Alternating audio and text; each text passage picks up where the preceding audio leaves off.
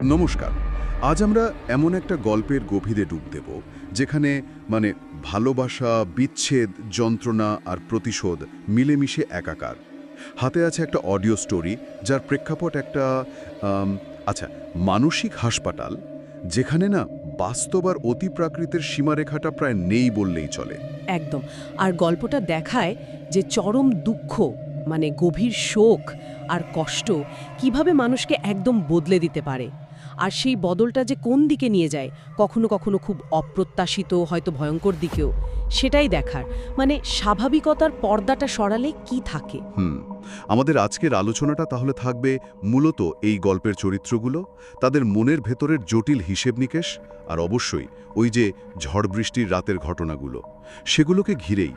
শুধু কি ঘটেছিল তা নয়, বরং কেন ঘটল, চরিত্রগুলো কেন এমন করলো, এই দিকগুলো, তাই না? ঠিক তাই। চলুন তাহলে শুরু করা যাক।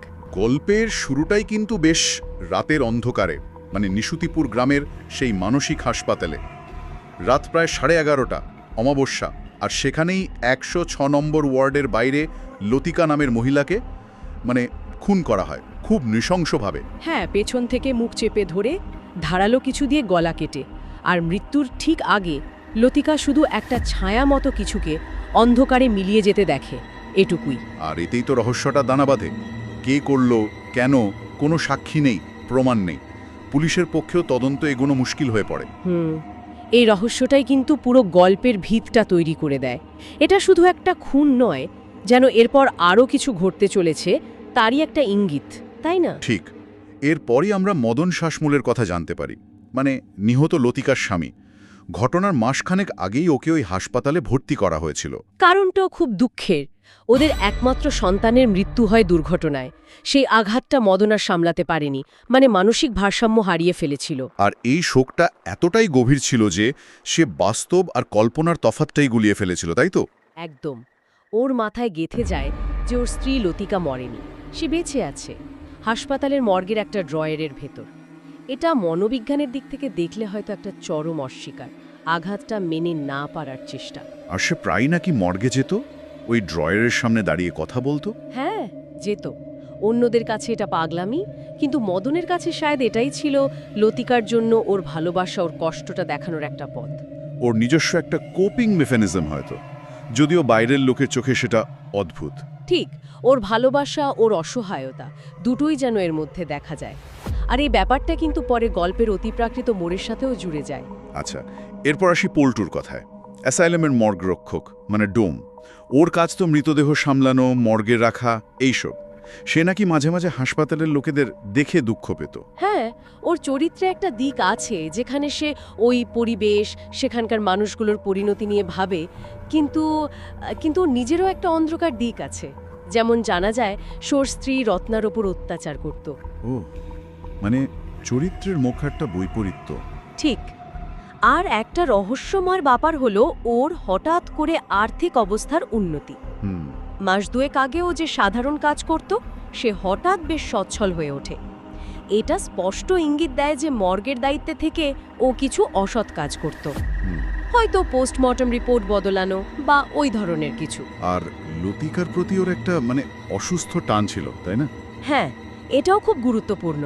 শুধু টান নাকি এর মধ্যে অন্য কিছুও ছিল, ক্ষমতার একটা ব্যাপার। ঠিক, ওই পরিবেশে তো ক্ষমতার একটা সূক্ষ্ম খেলা চলেই।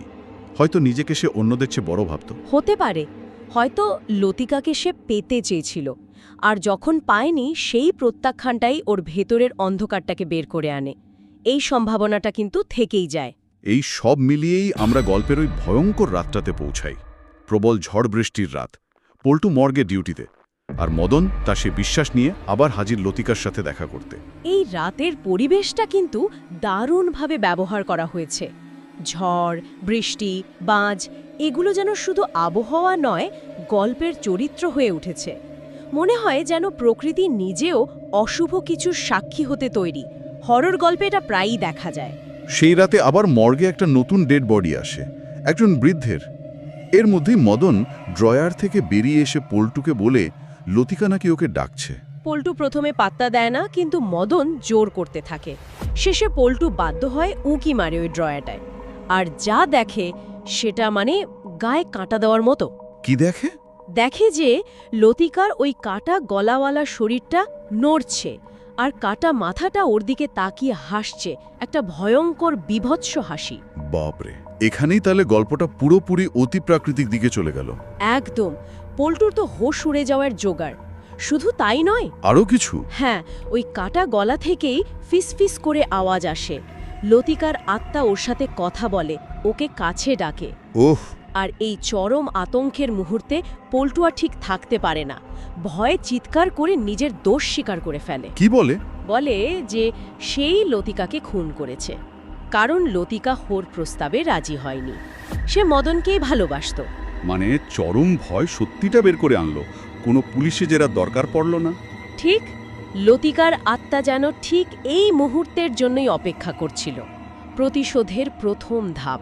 পল্টু এবার পালানোর চেষ্টা করে মরিয়া হয়ে, কিন্তু তখনই একটা বরফ ঠান্ডা হাত ওর কবজি চেপে ধরে। তাকিয়ে দেখে ওই যে বৃদ্ধের মৃতদেহটা আনা হয়েছিল, হ্যাঁ, সেটা স্ট্রেচার থেকে উঠে বসেছে আর পল্টুর হাত ধরে আছে। একে আবার? পল্টুর তক্ষুনি মনে পড়ে যায় এই বৃদ্ধ লতিকার বাবা। লতিকার আত্মা জানায় বাবা মেয়ের মৃত্যুর শোক সইতে না পেরে আত্মহত্যা করেছেন, আর এখন বাবা মেয়ে একসাথেই প্রতিশোধ নেবে। মানে এটা পরিকল্পিত একটা সুপারন্যাচুরাল রিভেঞ্জ? একদম, শুধু ভয় দেখানো নয়, একেবারে সাজানো প্রতিশোধ। পল্টু চিৎকার করতে চায়, কিন্তু কেউ শোনে না। বাইরের ঝড় আর ভেতরের অলৌকিক শক্তি। হ্যাঁ, তার চিৎকার হারিয়ে যায়। একটা অদৃশ্য শক্তি ওকে টানতে টানতে লতিকার ওই ড্রয়ারের দিকে নিয়ে যায়। মদন? মদন কি করছিল তখন? মদন? পল্টু নাকি দেখেছিল মদন তখনও আপন মনে বিড়বিড় করছে, যেন কিছুই হচ্ছে না ওর চারপাশে। এই ব্যাপারটা কিন্তু আরও রহস্যজনক। তারপর আর কি, লতিকার হাত ড্রয়ার থেকে বেরিয়ে আসে, পল্টুকে হিচড়ে ভেতরে টেনে নেয়। ড্রয়ার বন্ধ, শুধু পল্টুর একটা হাত বাইরে থেকে যায়। প্রতিশোধ শেষ। পরের দিন সকালে তাহলে পুলিশ এলো, ইন্সপেক্টর মহিতোষ বর্মন। হ্যাঁ, তিনি এলেন। পল্টুর দেহটা ড্রয়ারে পাওয়া গেল। ও সহকর্মী শিবুর থেকে মদনের রাতে মর্গে আসার অভ্যাসের কথা শুনলেন। মদনের সাথে কথা বললেন? হ্যাঁ, বলতে গেলেন, কিন্তু মদনের তখন অন্য রূপ। বিড়বিড় করে কবিতা বলছে, মাটির কাছে সহিষ্ণুতা পেলাম আমি শিক্ষা, মানে একদম পাগলের মতো হাবভাব। ইন্সপেক্টর ভাবলেন একে প্রশ্ন করে লাভ নেই। ঠিক, উনি বিভ্রান্ত হয়ে গেলেন। ফলে পল্টুর মৃত্যুটার রহস্যই থেকে গেল। খুন, আত্মহত্যা, দুর্ঘটনা, কেস ফাইল বন্ধ, জাগতিক বিচার হলো না। কিন্তু গল্পের শেষটা তো এখানে নয়, আসল টুইস্ট তো বাকি। একদম। ইন্সপেক্টর চলে যাওয়ার পরেই আসল ঘটনাটা জানা যায়। মদন আসলে পাগল ছিলই না, সে সুস্থ। এটাই সবচেয়ে বড় চমক। পুরো গল্পটা ঘুরে গেল।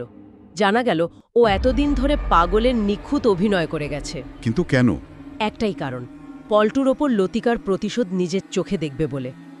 ও ঠিক জানত পল্টুই খুনি। তার মানে লতিকার আত্মাই ওকে সাহায্য করেছে সুস্থ হতে। হ্যাঁ, গল্পে তেমনই ইঙ্গিত। মৃত্যুর পরেও লতিকা ওর পাশে ছিল। মর্গের ড্রয়ারে ওদের দেখা হওয়াটা কোনো পাগলামি ছিল না, ওটা ছিল ওদের গোপন যোগাযোগের জায়গা, যেখানে ওরা এই প্রতিশোধের ছক কষেছে। অবিশ্বাস্য। তাহলে মদনের পাগলামিতে ছিল একটা মুখোশ।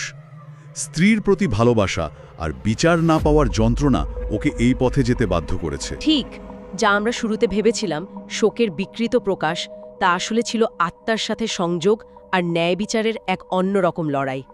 লতিকার ভালোবাসা এখানে মৃত্যুকেও হার মানিয়েছে।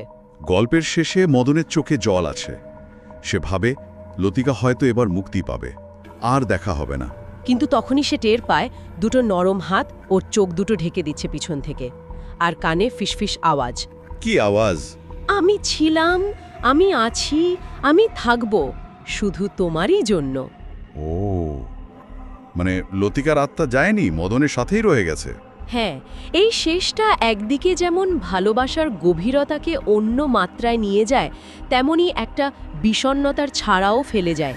এই বন্ধনটা কি আশীর্বাদ নাকি অন্য কিছু, সেই প্রশ্নটা কিন্তু মনে আসে।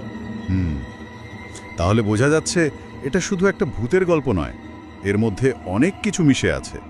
ভালোবাসা, শোক, পাগলামির অভিনয়, বিচার আর অতি প্রাকৃত প্রতিশোধ। একদম। চরিত্রগুলো খুব জটিল, সাদা কালোয় ভাগ করা মুশকিল।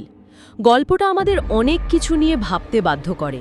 ভালোবাসা কতটা শক্তিশালী হতে পারে, শোক মানুষকে কোথায় নিয়ে যেতে পারে, বিচার না পেলে আত্মা বা মানুষ কি পথ নেয়, বাস্তব আর অতিপ্রাকৃতের দেয়ালটা কি সত্যি এতটা পুরু? সেই সব অনুভূতি বা শক্তি নিয়ে ভাবতে শেখায়, যা হয়তো সবসময় যুক্তির ধরাছোঁয়ার মধ্যে আসে না।